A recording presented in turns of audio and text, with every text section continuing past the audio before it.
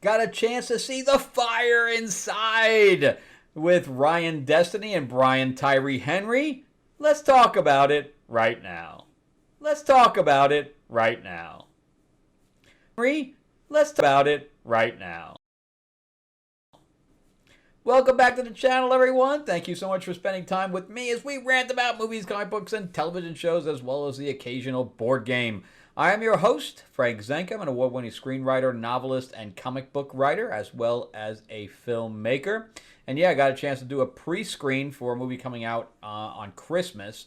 So exciting stuff there. But before we jump into it, remember to give me a like and a subscribe if you can. Plus, feel free to jump ahead for people that have seen this a million times. But I'm going to plug Lords of LA. It's my vampire mob set in 1950s Hollywood comic book. We have 2 issues. Each one of them are 48 pages. It is about Lena Morgan, who is a lounge singer in the 50s. Marilyn Monroe is also in it. But she is turned by one of the 2 mob bosses ruling the city. And she doesn't know which one. And she leaves and comes back 60 years later, 60 days later to enact her revenge. So the artwork is amazing, and it's got plenty of blood, sex, and gore in it for all vampire fans. This is issue 1. And then we have the Katana cover for issue 2, the Helene cover, and then the Katana cover. So good stuff, and we have 2 more covers coming in, which actually I pretty should have this week. All right, so definitely jump on that. If you want one, let me know. I do sign them, and you can just send a thing in the comment section or email me, and I'll respond. All right. Plus, if you're a fan of Kevin J. Anderson and Timothy Zahn created Thrawn for Star Wars, and Kevin J. Anderson has done stuff like Dune and things to that effect. He also did some Star Wars stuff as well. Great writers. We have a pile of them, including Brandon Easton, who did Peggy Carter for Marvel. And we have cover. The cover is by Matt Wagner from Batman fame and Grendel. Lots of great people on there have now come together to celebrate the 50th anniversary of the Green Hornet in an anthology that's going to be releasing on Kickstarter in January. Go to greenhornetnoir.com and you can just sign up to get notified when we launch in January, or there's a link in the description below. All right, definitely jump in on that. All right, so let's talk about The Fire Inside. It's a movie I was really looking forward to. I think Ryan Destiny is amazing. She was pretty much my favorite person in Star. Star was about the 3 girls that were also like doing a girl band kind of thing. And Queen Latifah was in it and all this other stuff. It was like a CW show. It didn't last very long. I think it was on for like 3 seasons, and that was it. But I thought everybody in there was really talented, and I was sorry that I did not see, Ryan really jump to the big screen. She's done some other stuff as well. She did like 11 episodes of like Grownish or whatever, but she never really popped out. And then when I saw the trailer for this, I'm like, she finally got to do something else.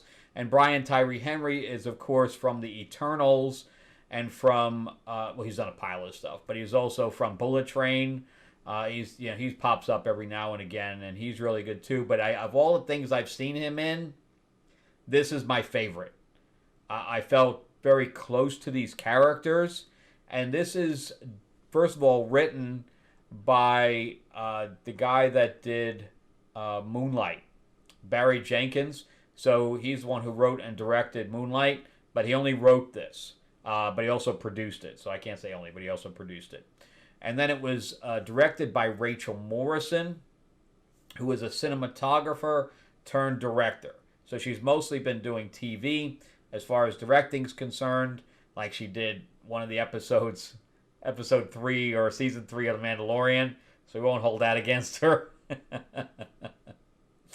But she's been a cinematographer. I think she shot this on film too, from what I can tell. But she's a cinematographer of Black Panther, among other things. So she's been in the business for a long time. And from the pictures I could see, she was actually pregnant while shooting this. But if you could see the mag on the camera, It definitely looks like a Panavision film camera. And she's pregnant and she's got that thing on her shoulder. Crazy. But yeah, I was looking forward to this. It was about a female boxer. It's a true story. So I saw two movies back to back because I saw the Man in the White Van, and then this was coming up, and it's a blind screening, so I have no idea what I was going to see.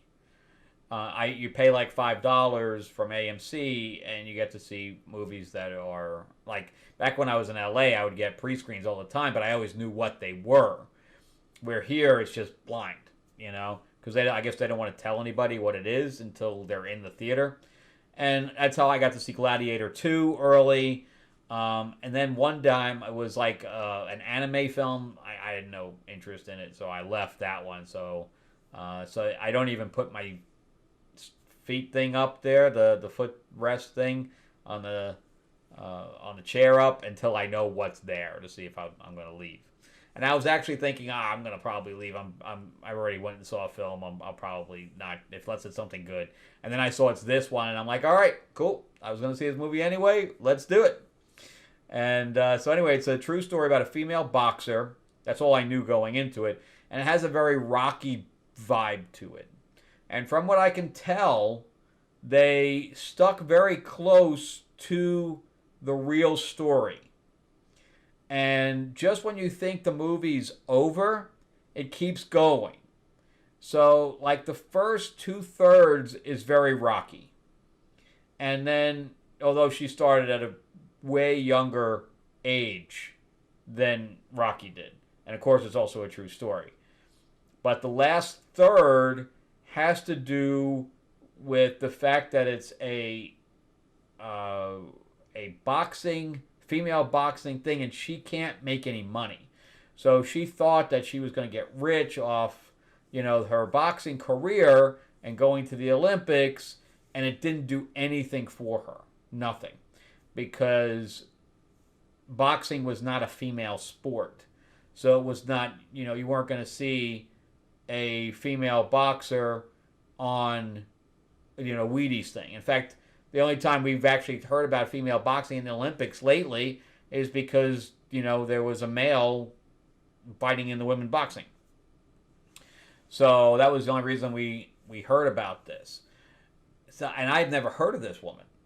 And she's accomplished great things, and we didn't hear about it, which is actually kind of sad, So I'm almost, I don't really watch the Olympics in general.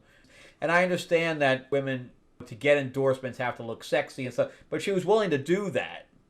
We have the tennis players, that get endorsements. Why not female boxers? I don't know.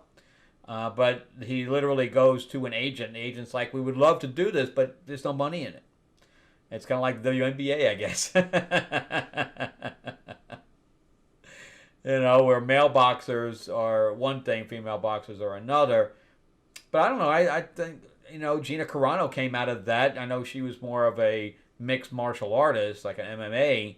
But still, I don't understand. There's female wrestlers and stuff like that. I know that's all, staged. But this is very interesting. I really like this. So it takes place in like,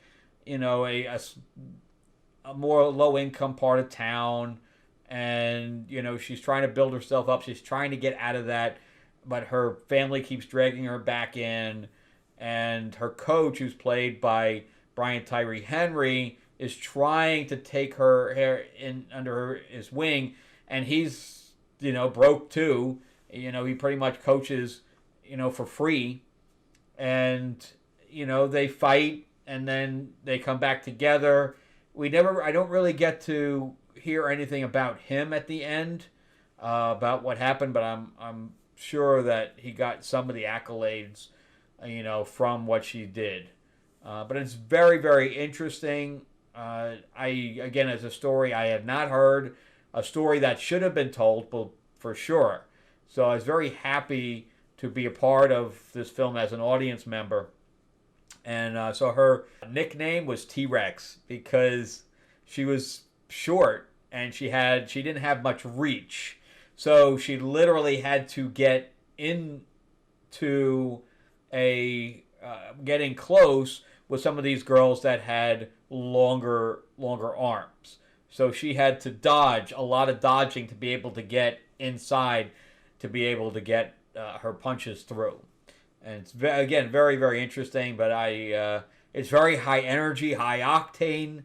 And if you like boxing movies, I suggest watching this because it's definitely got a lot of heart and a lot of action, and the pacing of it is really good. I thought the last third it really does die down, but that's the piece of the story that kind of has to be told for you to understand what happened to her after the fact.